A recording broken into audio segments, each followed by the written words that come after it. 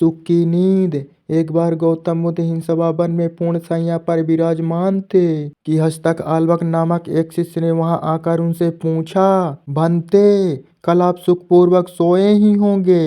हाँ कुमार, कल मैं सुख की नींद सोया, किंतु भगवान, कल रात तो हिमपात हो रहा था और ठंड भी कड़ाके की थी। आपके पत्तों का आसन तो एकदम पतला है, फिर भी आप कहते हैं कि आप सुख की नींद सोए। अच्छा कुमार, मेरे प्रश्न का उत्तर दो। मान लो किसी गृहपति के पुत्र का कक्ष वायु रहित और बंद हो, उसके पलक पर 4 अंगुल की पोस्तीन बिछी हो, तकिया कालीन का हो तथा ऊपर बीतान हो और सेवा के लिए 4 भार्याएं तत्पर हो, तब क्या वह गृहपति पुत्र सुख से सो सकेगा? हाँ भंते, इतनी सुख सुविधाएं होने पर भला वह सुख से क्यों न सोएगा?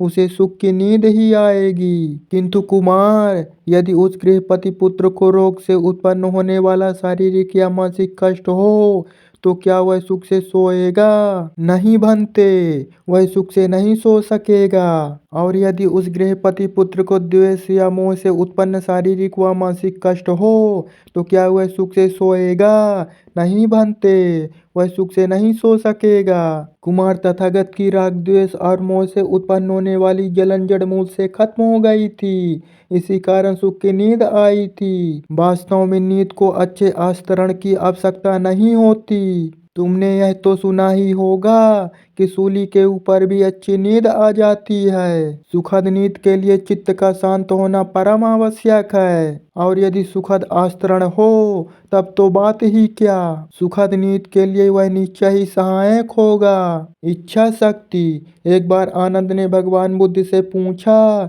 जल वायु अग्नि इत्यादि तत्वों में सबसे शक्तिशाली तत्व कौन सा है? भगवान बुद्ध ने कहा, आनंद, पत्थर सबसे कठोर और शक्तिशाली दिखता है, लेकिन लोहे का हथौड़ा पत्थर के टुकड़े टुकड़े कर देता है, इसलिए लोहा पत्थर से अधिक शक्तिशाली है। लेकिन लोहार आग की भट्टी में लोहे को गलाकर उसे मनचाही शक्ल में ढाल देता है, इसलिए आग लोहा और पत्थर से अधिक शक्तिशाली है। मगर आग कितनी भी विकराल क्यों ना हो, जल उसे शांत कर देता है, इसलिए जल पत्थर लोहे और अग्नि से अधिक शक्तिशाली है। लेकिन जल से भरे बादलों को वायु कहीं से कहीं उड़ा कर ले जाती है, इसलिए वायु जल से अधिक बलशाली है। लेकिन हे आनंद, इच्छा शक्ति वायु की दिशा को भी मोड़ सकती है, इसलिए सबसे शक्तिशाली तत्व है व्यक्ति की इच्छा शक्ति। इच्छा शक्ति से अधिक बलशाली तत्व कोई नहीं है। यदि किसी काम को अपनी इच्छा से किया जाए तो सफलता जरूर मिलती है।